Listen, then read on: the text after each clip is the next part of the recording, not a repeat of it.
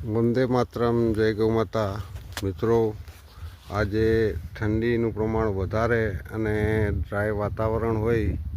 આપ જોઈ શકો છો કે વરિયાળીમાં ભમરાનું પ્રમાણ વિશેષ જોવા મળે છે.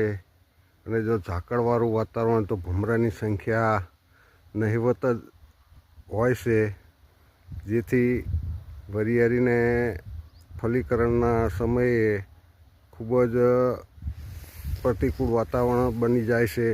પણ જો ઓછા ભેજના કારણે અને ઠંડીના વાતાવરણમાં આપ જોઈ શકો છો કે ભમરાની સંખ્યા વિશેષ જોવા મળે છે, જેથી વરિયાળીના ઉત્પાદનમાં સારું એવું રિઝલ્ટ મળે છે અને ક્વોલિટી પણ બેસ્ટ થાય છે. વરિયાળી આજે વીણવાનું ચાલુ છે. આ ક્વોલિટી ગ્રીન વરિયાળી વીણવામાં આવે છે, પણ જો વીણ્યા પછી પણ હવામાં ભેજનું પ્રમાણ વધારે થાય તો ડ્રાય વરિયાળીમાં પણ કલર મળતો નથી. જય ગૌ માતા.